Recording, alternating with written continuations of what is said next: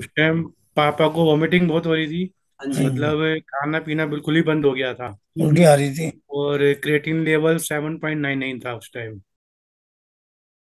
Hello friends, मेरा नाम doctor दीपक धनखड़ है और आज की वीडियो में हम डिस्कस करेंगे एक और पेशेंट की शानदार रिकवरी। लेकिन उससे पहले मैं एक बात आपको बताना चाहता हूँ।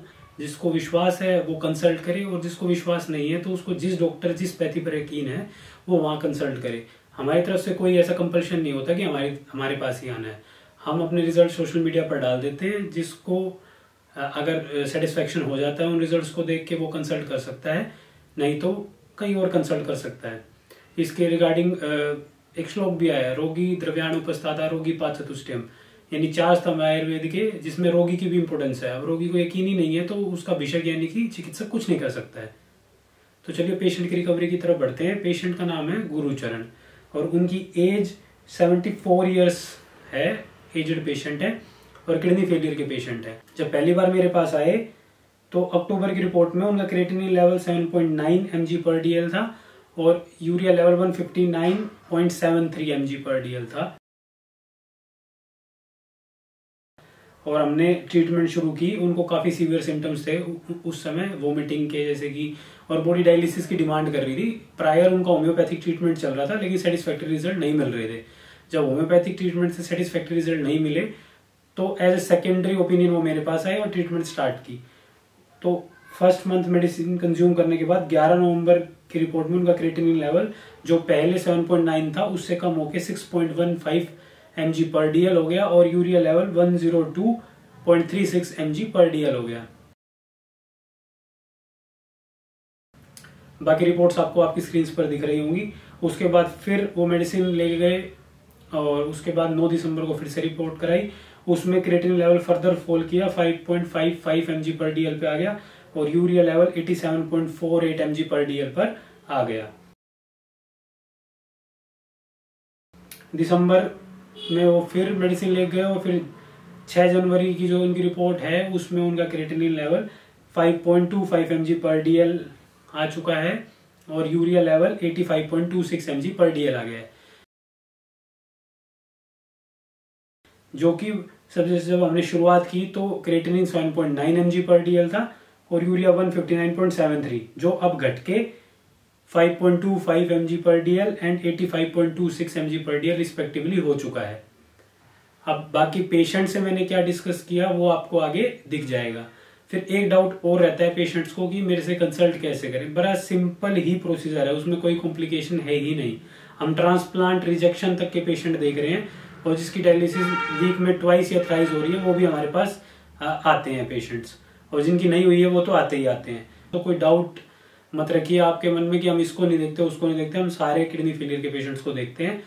तो उसके लिए आपको प्ले स्टोर पे हमारा ऐप है डॉक्टर दीपक धनखड़ के नाम से, उसको डाउनलोड करना है और उस पर ऑनलाइन और ऑफलाइन दोनों अपॉइंटमेंट्स का ऑप्शन है, वहां से आप अपनी अपॉइंटमेंट बुक कर सकते हैं। हेलो फ्रेंड्स, अभी हमारे सामने बैठे हैं गुरुचरण अंकल जी। और जो पहली बार मेरे पास अक्टूबर में आए थे आप मेरे पास पहली बार, हाँ जी। उस समय क्या क्या लक्षण थे जब पहली बार मेरे पास आए थे अंकल जी को? उस टाइम पापा को वॉमिटिंग बहुत हो रही थी। हाँ जी। मतलब खाना पीना बिल्कुल ही बंद हो गया था। उल्टी आ रही थी। और क्रेटिन लेवल 7.99 था उस टाइम। ठीक है जी। और और एक दिन तक पापा ने कुछ नहीं खाया था। डायलिसिस के लिए बोल बिल्कुल। दिया था या फिर उस समय नहीं बोला था डायलिसिस के लिए डॉक्टर्स ने? होम्योपैथिक ट्रीटमेंट चला रहे थे। हाँ जी। तो डॉक्टर ने कहा था अगर एलोपैथिक ले जाओगे तो वो डायलिसिस कर देंगे। ठीक है। तो जो 12 अक्टूबर की रिपोर्ट थी उसमें क्रिएटिनिन तो 7.9 था, यूरिया 159 था। उसके बाद आप हाँ दवाइयाँ जी। लेके गए, क्या दिखा आपको पहले महीने में? पहले महीने में ये 2 mg तक कम हो गया था उसमें, और हाँ खाना जी। पीना भी पापा का स्टार्ट हो गया था। और वोमिटिंग बंद हो वोमिटिंग बिल्कुल बिल्कुल बंद बंद हो हो गई गई थी। थी। हाँ जी। ठीक है। तो 11 नवंबर को आपने रिपोर्ट कराई, उसमें आपका क्रिएटिनिन लगभग 2 पॉइंट कम हो गया, 6.15 आ गया और हाँ यूरिया इसको जी। 2 आ गया। उसके बाद फिर मेडिसिन लेके गए।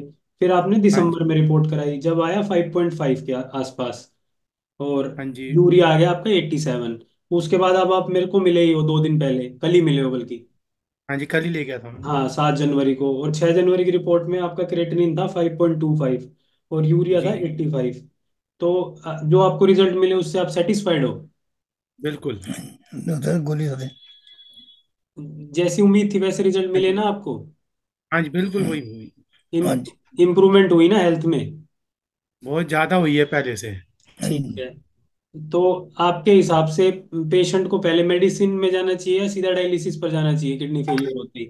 पहले मेडिसिन में। हाँ जी, ठीक है। पहले जी। और दूसरों को भी रिकमेंड करोगे कि पहले मेडिसिन पे जाएं? आप ऑलरेडी मैंने कर दिया 2 को। तो आई थिंक हाँ वो जी। शायद इस वीक में आपके पास आएंगे भी। ठीक है जी। और रहने वाले कहाँ के हो आप? ये शादरा दिल्ली में। ठीक है।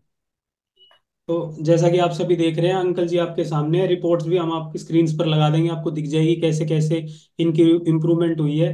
लेकिन किडनी फेलियर की बीमारी जो है वो कंटिन्यूस ऑब्जर्वेशन की बीमारी है। अगर आप इसमें कंटिन्यूस रिपोर्ट नहीं कराओगे तो बीमारी बढ़ भी सकती है।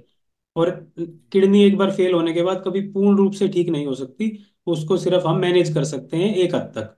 वो बिल्कुल नहीं, कभी नहीं होगी। ठीक है जी, धन्यवाद आप सभी का इस वीडियो के लिए। Thank you sir. अठारह ओके। गोली।